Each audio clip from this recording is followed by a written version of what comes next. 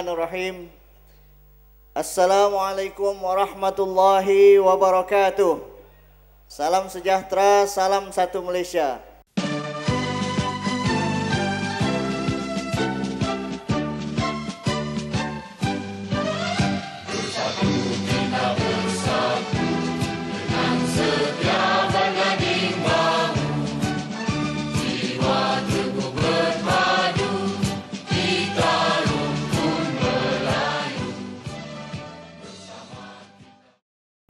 Alhamdulillahil jamil yuhibbul jamal. Wassalatu wassalamu ala rasulil akmal wa ala alihi wa ashabil abrar. Terima kasih kepada yang berhormat Datuk Seri Timbalan Pengerusi Tetap, yang amat berhormat Datuk Seri Presiden, yang amat berhormat Tan Sri Timbalan Presiden, yang berhormat Naib-Naib Presiden, yang berbahagia, yang berhormat ketua-ketua pergerakan wanita, pemuda dan puteri UMNO Malaysia, yang amat berhormat pengerusi perhubungan UMNO Negeri Sabah, Datuk Seri Panglima Musa Haji Aman, yang amat berhormat, yang berbahagia, ahli-ahli majlis tertinggi UMNO, para perwakilan pemerhati yang dikasihi sekalian. Saya Muhammad Arif dari bahagian Kimanis, mewakili UMNO Sabah di bawah Bayu. Izinkan saya Tan Sri Pengerusi Tetap untuk mendasari pembahasan ini dengan membawa gagasan satu Malaysia dalam konteks negeri Sabah, dalam konteks alam dan pemikiran Melayu dan Islam, dan kekuatan gagasan ini dalam menghadapi pluralisme dan liberalisme. Tan Sri Pengerusi Tetap, kita bersyukur kerana walaupun usia gagasan satu Malaysia masih baru beberapa tahun, namun ia telah mula meresap, namun ia telah mula sebati di kalangan rakyat. Ada beberapa faktor kenapa gagasan seumpama ini mudah sebati dan menyerap, tuan-tuan. Pertama ialah kerana ia mengalir dengan asas-asas keikhlasan. Yang ikhlas itu akan bertahan lama. Bertahan bukan saja di sini, bertahan insya-Allah kesannya akan di sana juga di hari kemudian.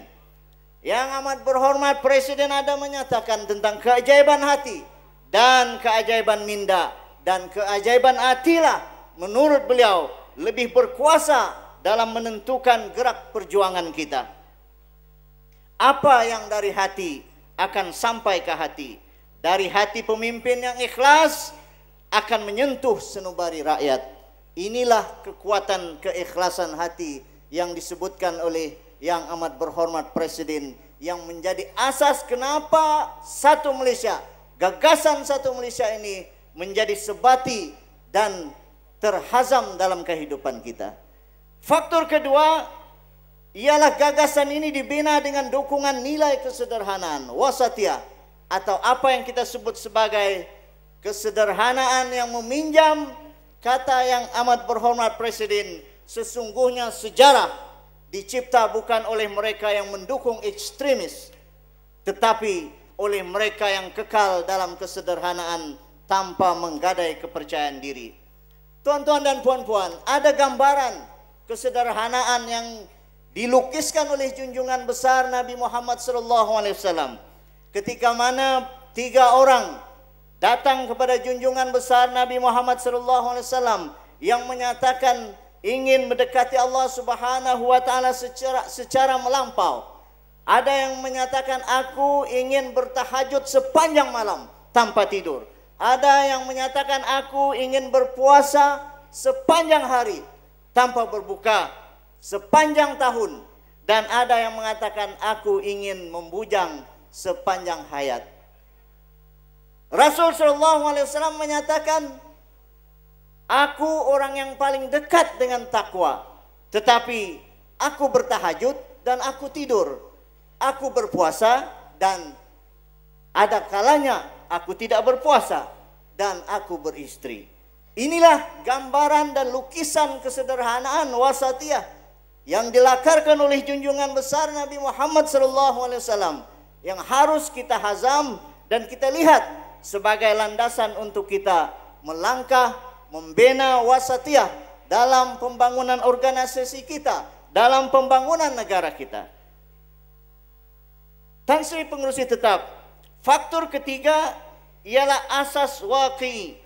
Asas penting bagi gagasan Malaysia ialah realiti adat dan budaya yang menjadi baja penghidup yang menyuburkan gagasan satu Malaysia.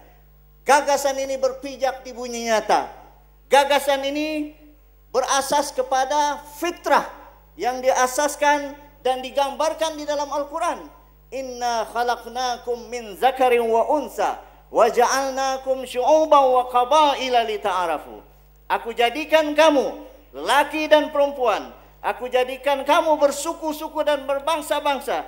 Tujuannya tidak lain melainkan untuk kenal mengenal berkasih sayang. Dan ini yang menjadi asas kepada kekuatan bagaimana meresap dan sebatinya gagasan satu Malaysia ini dalam kehidupan kita, karena ia berasas kepada waqi atau reality. Sebab itu tuan-tuan, dalam gagasan ini disebutkan berhubung dengan apa yang disebutkan sebagai kasih sayang, sebagaimana dinyatakan oleh Ustaz Fathul Bari tadi. Tuan-tuan dan puan-puan, dalam kita berorganisasi, dalam kita membina pentadbiran kerajaan, dalam kita melaksanakan program kehidupan kita, ada dua kekuatan. Pertama ialah daya saing. Daya saing kita, negara kita alhamdulillah, dan kita bersyukur karena disebutkan bahwa kita antara 20 negara yang berdaya saing tertinggi di dunia ini. Tetapi tuan-tuan, satu lagi kekuatan selain daripada daya saing ialah daya sayang. Daya saing dan daya sayang inilah kekuatan yang disebutkan sebagai teras dalam memajukan dan mengembangkan serta memperkasa satu Malaysia. Tuan-tuan dan puan-puan yang dikasihi sekalian, inilah yang ditegaskan oleh junjungan besar Nabi Muhammad SAW. Man la yarham la yurham. Siapa yang tidak mengasihi tidak akan dikasihi. Dan moga-moga asas-asas ini akan terus menjadi landasan untuk kita membangun dan maju. Tuan-tuan dan puan-puan, yang amat berhormat Perdana Menteri telah menegaskan bahwa Sabah adalah role model bagi gagasan satu Malaysia. Terima kasih yang amat berhormat Perdana Menteri. Sabah mempunyai 32 suku, lebih daripada 32 suku. Sabah mempunyai lebih 50 bahasa suku etnik dan sub-etnik. Dan kita melihat Sabah boleh menjadi contoh dalam toleransinya yang tinggi dalam pelbagai kaum. Saya ambil contoh tuan-tuan dan puan-puan. Di kawasan kami di Kimanis, dalam daerah Membakut ada beberapa kampung. Ada beberapa kampung masyarakatnya bukan Muslim. Kampung-kampung tersebut misalnya Kampung Bawan. 90% masyarakat di kampung ini bukan Muslim, beragama Kristen dan pagan. Dan hanya 5% saja, yang beragama Islam.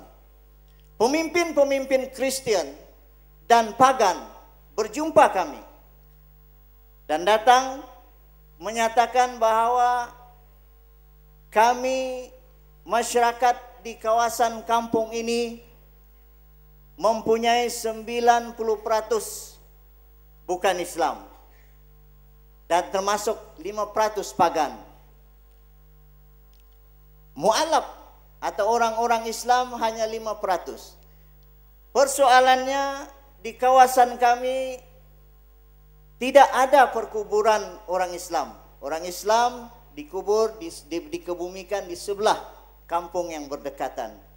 Dan kami telah berbincang, kami pemimpin-pemimpin yang bukan Islam di kawasan ini telah berbincang dan memutuskan bahwa sebahagian daripada tanah perkuburan orang-orang Kristen dan pagan ini kami berikan untuk orang-orang Islam.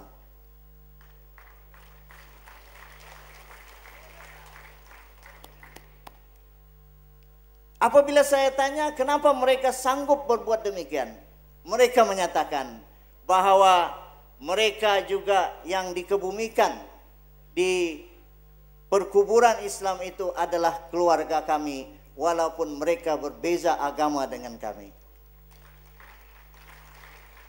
Mereka menegaskan lagi, kemungkinan yang bakal dikebumikan di perkuburan orang-orang Islam itu kelak, mungkin adik kami, mungkin kakak kami, mungkin abang kami, mungkin ibu kami, dan mungkin juga kami. Tuan-tuan dan puan-puan, cobalah cari di mana di belahan bumi ini masyarakatnya yang tinggi toleransi, yang seumpama itu, melainkan di negara kita yang tercinta, di Malaysia.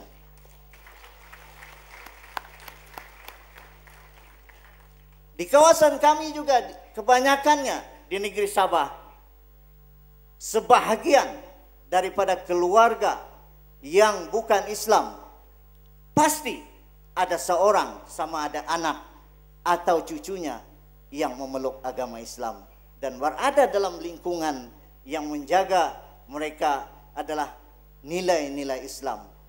Tuan-tuan dan puan-puan, kalaulah tuan-tuan datang ke Sabah, ada di antara kita perwakilan dan diundang untuk hadir dalam majelis kenduri kawin yang bukan Islam, jangan bimbang.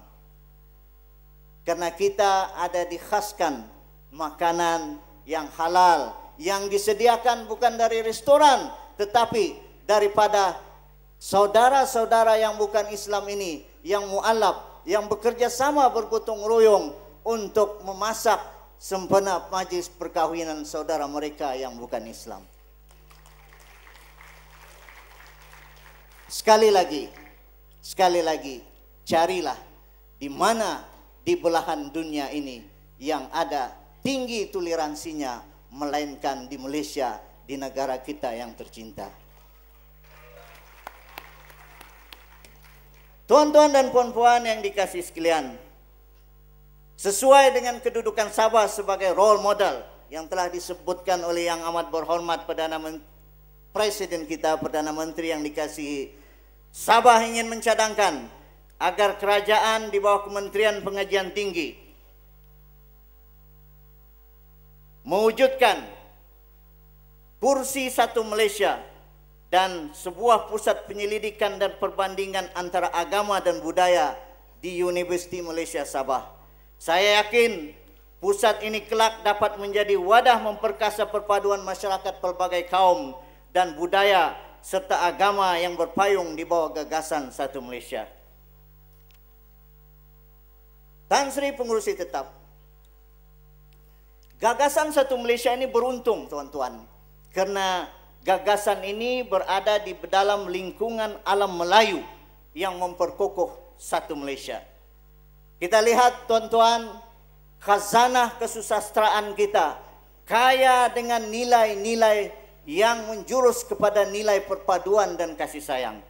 Gagasan ini kembang subur karena disokong oleh lingkungan alam Melayu yang memperkokoh satu Malaysia perpaduan pelbagai kaum.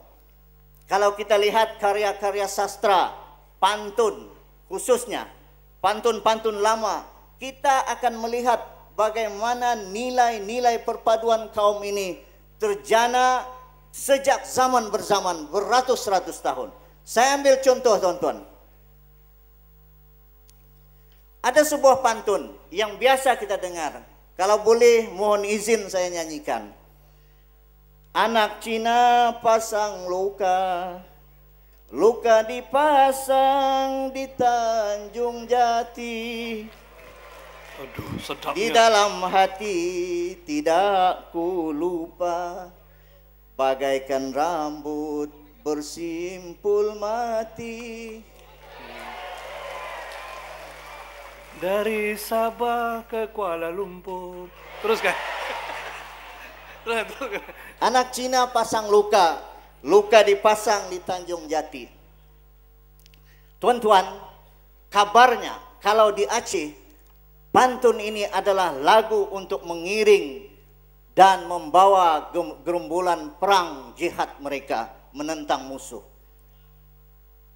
Tetapi kalau di tempat kita, pantun ini adalah pantun kasih sayang antara pasangan kekasih. Lihat dalam film Gurindam Jiwa. Tuan-tuan dan puan-puan, apabila dalam jihad, yang paling kita ingat ialah perjuangan suci jihad. Yang paling diingat oleh pejuang-pejuang itu perjuangan suci dalam perjuangan perang mereka. Dan yang paling diingat adalah orang yang dikasihi. Apabila dalam percintaan, yang diingat adalah orang yang dikasihi. Nama yang disebut adalah nama yang kita sayangi.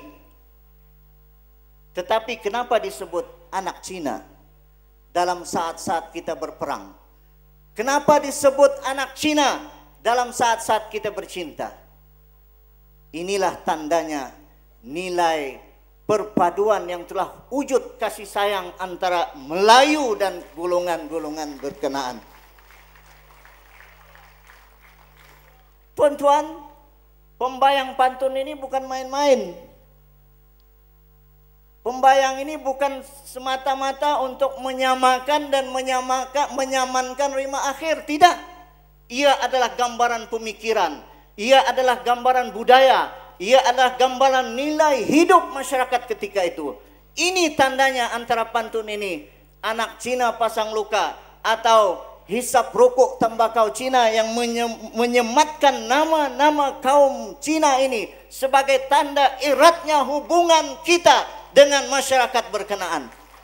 Sesuai dengan apa yang dikehendaki oleh Yang Amat Berhormat Perdana Menteri agar kita sentiasa akrab dengan golongan berkenaan. Karena kemenangan kita juga turut disumbangkan oleh undi-undi mereka. Tuan-tuan dan puan-puan yang dikasihi sekalian, satu Malaysia juga beruntung karena lingkungannya ialah alam Melayu Nusantara yang memperkukuh kepada nilai-nilai perpaduan ukhuwah Islamiyah, ukhuwah Nusantara yang bukan ada batasan ras, bukan ada batasan sempadan dan tempat. Kita boleh lihat tuan-tuan, kalau rubuh Kota Melaka, papan di Jawa saya dirikan. Soalnya tuan-tuan, kenapa kalau rubuh Kota Melaka, susah-susah papan di tanah Jawa didirikan? Kenapa kalau rubuh Kota Melaka, papan di Jawa kita dirikan? Untuk Ali jawab, untuk Ali Rastam. Ini lagi satu tanda tingginya nilai ukhuwah Islamiyah, ukhuwah Nusantara, ukhuwah insaniah antara semua masyarakat Melayu di Nusantara ini. Tuan-tuan, papan itu bukan sembarang papan. Papan itu adalah lambang peradaban. Lihatlah tuan-tuan, orang Melayu dekat benar dengan nilai papan. Dengan pengajiannya, nilai-nilai ilmu, madrasah dari papan, langgar mengaji dari papan, balai untuk belajar daripada papan, istana dari papan, rumah dari papan, pondok dari papan. Perjuangan kita, sampan dari papan, perahu dari papan, layar dari papan, bahtera perjuangan juga daripada papan, tuan-tuan. Anak-anak lahir terlentang di papan, kita meninggal ditutup dengan papan. Tingginya nilai-nilai hubungan budaya Melayu yang menyebut papan. Malah tuan-tuan, kita sujud kita di lantai di mana? Di papan. Inilah tingginya. Baru satu perkataan berhubung dengan papan, tingginya pemikiran umat Melayu berhubung dengan nilai-nilai budaya dan pemikiran. Sahabat saya dari Negeri Sembilan, beliau sudah 22 tahun di Sabah dan berkeluarga di Sabah. Beliau adalah pengkaji pantun masyarakat Brunei Sabah. Dia berkata, sempurna kita mengenal Melayu apabila kita kenal dengan pantunnya. Tingginya pemikiran Melayu dalam karya-karya besar, tuan-tuan. Untuk itu, nilai-nilai masyarakat, hubungan ukhuwah Islamiyah ini sebenarnya bukan saja di kalangan kita di dalam rumpun Melayu Nusantara. Itulah sebabnya apabila Gaza terluka, darahnya mengalir pada kulit kita. Apabila Gaza menangis, tuan-tuan, air matanya menitis dari kelopak mata kita. Apabila Gaza meraung, dukanya menghiris seluruh jasad kita. Sebab itu semangat satu Malaysia, apatah lagi nilai ukhuwah Islamiyah tidak mengizinkan hidup untuk bermusuh-musuhan, bersengketa, apatah lagi untuk mendoakan kebinasaan dan kemusnahan orang lain. Ud'u rabbakum tadarru'an wa khufyah. Berdoa, memohon kepada Tuhan dengan rendah hati dan tenang. Kita lihat tadi tayangan macam mana doa macam bergaduh-gaduh. Macam mana berdoa macam berkelahi. Tadarru'an wa khufyah tiada. Apatah lagi kita, tuan-tuan, jangan lupa antara rukun khutbah Jumat ialah doa kepada muslimin wal muslimat, mukminin dan mukminat. Tidak sah khutbah kalau tidak ada doa untuk muslimin muslimat. Tidak sah Jumat kalau doa kita tidak sah, khutbah tidak sah. Demikian juga tidak sempurna doa kalau kita tidak mendoakan kedua ibu bapa dan memohon keampunan kepada muslimin dan muslimat. Barulah kita berdoa doa yang kita mahu doakan. Tuan-tuan dan puan-puan yang dikasihi sekalian, rakan-rakan saya sebaik melihat tragedi doa yang disiarkan di televisyen yang bukan Islam di Sabah, rakan-rakan saya bertanya, betulkah ini ajaran yang diajarkan oleh Islam? Kita boleh mendoakan orang-orang Islam supaya musnah? Dan akhirnya mereka bertanya, bagaimana pula kalau sama-sama Islam mereka mendoakan sedemikian, bagaimana nasib kami? Saya menjawab persoalan berkenaan dengan menyatakan kisah sirah Rasul sallallahu alaihi wasallam. Rasul sallallahu alaihi wasallam didatangi oleh beberapa orang sahabat, dan sahabat itu tahu dan kita semua tahu doa Rasul makbul. Dan sahabat itu meminta supaya Rasul mendoakan orang musyrik ketika itu supaya dilaknat oleh Allah Subhanahu wa taala. Apa kata Rasul? Aku diutus untuk membawa rahmat, bukan untuk melaknat orang lain. Rasul juga menyatakan, man aza zammiyan wa ana khasmuhu. Siapa yang menganiaya, siapa yang menganiaya bukan Islam, akulah musuhnya. Di hari kiamat juga akulah musuhnya. Artinya Rasul sallallahu alaihi wasallam sangat tinggi nilai kasih sayangnya terhadap semua umat dan terhadap manusia. Tuan-tuan dan puan-puan yang dikasihi sekalian, satu Malaysia ini tunjangnya adalah tasamuh dan tafahum, toleransi dan saling memahami antara sesama rakyat yang menganut berbagai agama dan berasal dari berbagai kaum. Inilah yang diajarkan oleh satu Malaysia. Dalam ucapan beberapa hari yang lalu yang amat berhormat, Presiden tegas menolak pluralisme dan liberalisme ini adalah ditentang oleh kerajaan. Tuan-tuan yang dikasihi sekalian, sebenarnya pluralisme ini gurunya adalah Abu Jahal. Pluralisme ini gurunya Abu Jahal. Karena pernah berlaku pada zaman Rasul sallallahu alaihi wasallam, Abu Jahal berusaha untuk berdamai dengan Nabi. Abu Jahal menawarkan kepada junjungan besar Nabi Muhammad sallallahu alaihi wasallam, wahai Muhammad, kita buat damai. Hari ini saya sembah, kami sembah Tuhanmu. Besok kamu pula orang Islam sembah Tuhan kami. Nah, inilah nilai-nilai pluralisme antaranya yang diperjuangkan, yang diperkatakan oleh pihak pembangkang. Sebab itu turun akhirnya surah Al-Kafirun yang menegaskan akhirnya lakum dinukum waliyadin. Lakum dinukum waliyadin itu juga tuan-tuan mempunyai nilai diplomasi yang amat tinggi. Bagi kamu agama kamu, oke. Bagi kami agama kami. Tuan-tuan dan puan-puan yang dikasih sekalian, kalau pluralisme itu gurunya adalah Abu Jahal, liberalisme ini gurunya adalah iblis. Karena iblis dulu main akal-akalan juga dengan Tuhan, menggunakan akalnya menjawab persoalan berhubung dengan ana khairum minhu khalaqtani min nar wa khalaqtahu min tin. Kenapa pula aku harus menyembah Adam, sedangkan ana khairum minhu, aku dicipta daripada, ana khairum minhu, aku lebih baik daripada dia. Khalaqtani min nar, aku dicipta daripada api, sedangkan dia daripada tanah.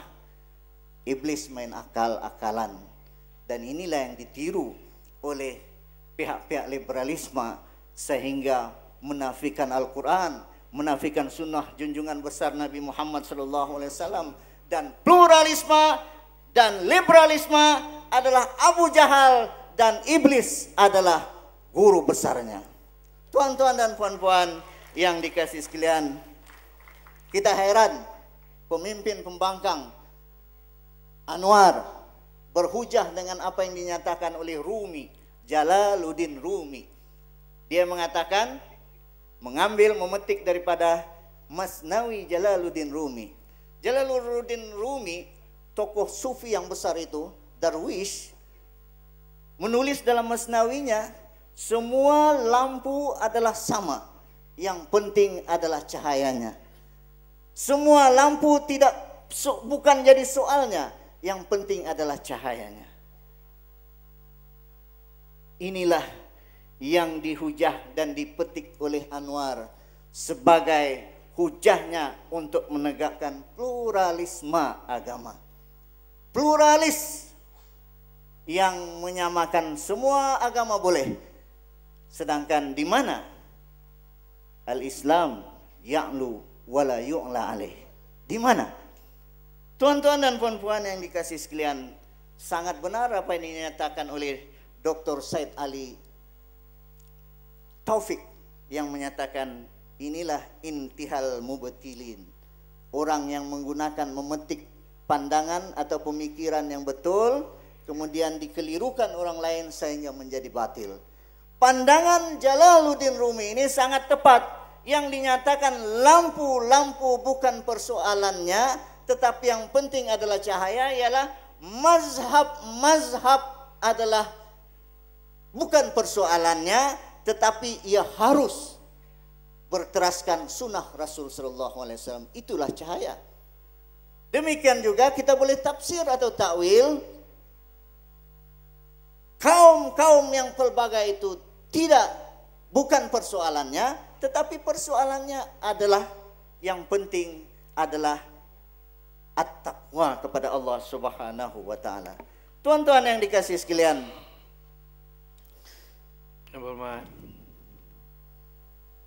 ya, sekejap lagi, Tan Sri. Yang penting tuan-tuan, kita sudah ambil tindakan kepada Arkam. Kita sudah ambil tindakan kepada Qadiani. Tegas kita ambil tindakan ini kepada golongan pluralis dan liberalis ini tuan-tuan. Kita ambil tindakan undang-undang. Tapi kalau kita ambil tindakan, jangan main poco-poco. Semua minat poco-poco tuan-tuan. Melintang patah-patah. Kita ubah melintang patah-patah itu jadi pembangkang patah-patah. Orang yang benari poco-poco, apabila dia melangkah selangkah ke depan, dia akan melangkah selangkah ke belakang. Apabila dia melangkah 2 langkah ke depan, dia akan pasti melangkah 2 langkah berundur ke belakang. Jangan buat tindakan seperti macam poco-poco. kita buat tindakan tegas dan tidak boleh berundur lagi. Kita harus melaksanakan tindakan yang sebenarnya. Tuan-tuan dan puan-puan yang dikasih sekalian, masalah yang dinyatakan berhubung dengan akidah ini tuan-tuan bukan masalah bahasa, bukan masalah istilah. Kalau masalah bahasa masih boleh dimaafkan. Kalau masalah istilah masih kita boleh berunding. Kalau masalah semantik pun masih boleh kita bincang. Saya ambil contoh masalah bahasa. Biasa kita dengar harapkan pagar, pagar makan padi. Sebahagian kita paham bahwa pagar ini adalah pagar penghadang atau pagar ini adalah dawai berduri yang menghadang padi. Tapi sebenarnya tuan-tuan, harapkan pagar-pagar makan padi ini, pagar itu bukan pagar penghadang, bukan pagar berdawai. Pagar itu adalah nama sejenis burung. Namanya dalam bahasa Inggris pheasant, burung. Burung ini peranannya untuk memakan ulat-ulat padi. Harapkan burung pagar yang memakan ulat-ulat padi, akhirnya padi dimakannya. Itu sebenarnya maksud. Tetapi kalau kita maksudkan pagar itu sebagai pagar berdawai pun tidak apa. Itu bukan masalah akidah. Itu bukan masalah tauhid atau syahadah.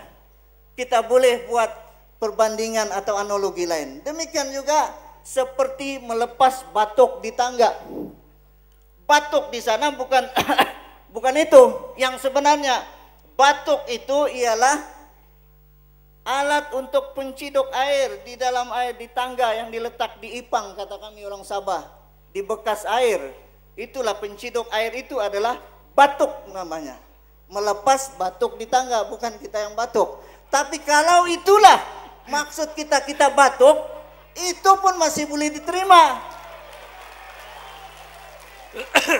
Karena batuk itu bukan masalah istilah.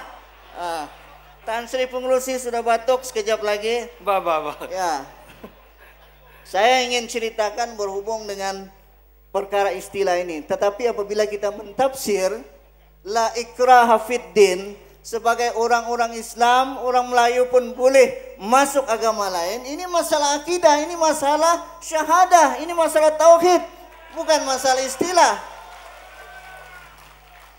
Benarlah kata junjungan, apabila kita serahkan sesuatu kepada bukan ahlinya, fantazir sa'ah, tunggulah saat kehancurannya. Tuan-tuan dan puan-puan, saya teringat apa yang diceritakan oleh guru saya. Mungkin tuan-tuan ada mendengar berhubung dengan taharah. YB Datuk Taufik pun pernah bercerita dengan saya berhubung dengan taharah. Seorang bakal imam di Temuduga. Lalu apabila disuruh membaca Al-Fatihah, dia boleh membaca dengan paling lancar dan fasih. Tapi apabila ditanya tentang taharah, berapa najis? Berapa jenis najis? Dia jawab, najis itu hanya 2 jenis saja di dunia ini. Apa najis itu? Satu najis berat, satu najis ringan. Apa najis berat, apa najis ringan? Najis berat, najis yang tenggelam. Najis ringan, najis yang timbul. Tuan-tuan, kalaulah ini jadi ketua kita, tenggelam timbullah kita. Kita pam sama dia. Buang itu najis. Hadirin yang dikasih sekalian, terakhir genderang perang sudah bergema, dan sebelum itu saya mengucapkan syabas dan tahniah kepada Kementerian Pelajaran karena telah dapat memperkasa apa yang namanya GCAF. GCAF ini sangat berkesan. Saya lihat GCAF ini antara sistem pendidikan yang terbaik. Cuma saya ingin minta kepada yang amat berhormat Timbalan Presiden, yang Menteri Pelajaran juga, agar GCAF ini kita perluaskan ke sekolah menengah. Anak-anak kita boleh baca Quran dalam darjah 6 saja, boleh bahasa Arab, dan boleh fardu ain dan fardu kifayah, dan semuanya yang menjadi asas kepada agama kita. Tuan-tuan dan puan-puan, genderang perang sudah bergema. PRU 13 kita perlu bersedia untuk menang. Sabah insyaAllah, di bawah ketua kami yang amat berhormat pengurusi perhubungan UMNO Sabah, kita akan pastikan simpanan tetap diteruskan. Ini janji kami kepada yang amat berhormat Presiden, dan ini janji kami kepada saudara-saudara kami di Semenanjung ini. Yang amat berhormat pengurusi perhubungan kami juga sering mengingatkan, walaupun kita kuat, walaupun kita menang, kita tidak boleh merasa selesa, apatah lagi leka dan bersikap angkuh. Kita juga berusaha untuk mengelak sengketa dengan budaya musyawarah dan berunding. Ini diajarkan oleh yang amat berhormat Ketua Menteri kami.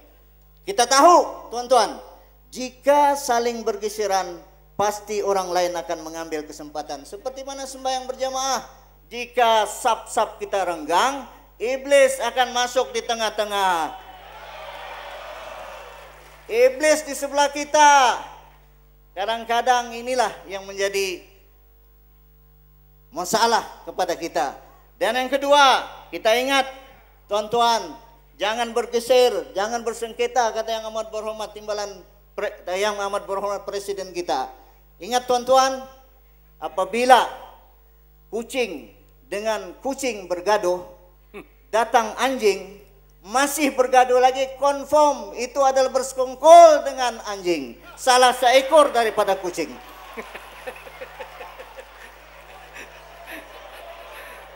Kucing sama kucing bergaduh, datang anjing, masih bergaduh, confirm. Salah seekor daripada kucing itu confirm bersekongkol dengan anjing. Wah. Dalam masa itu. Tuan-tuan dan puan-puan, memang pembangkang di luar sana kuat mengomplain kita.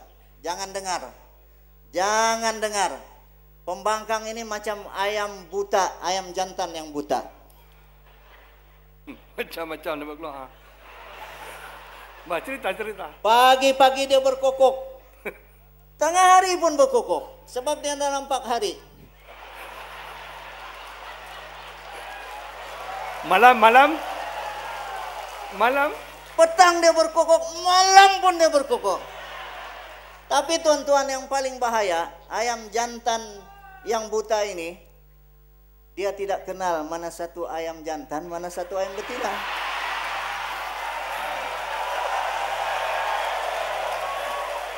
Dia tidak kenal mana satu yang hak, mana satu yang batil, mana satu yang bersih, mana satu yang kotor.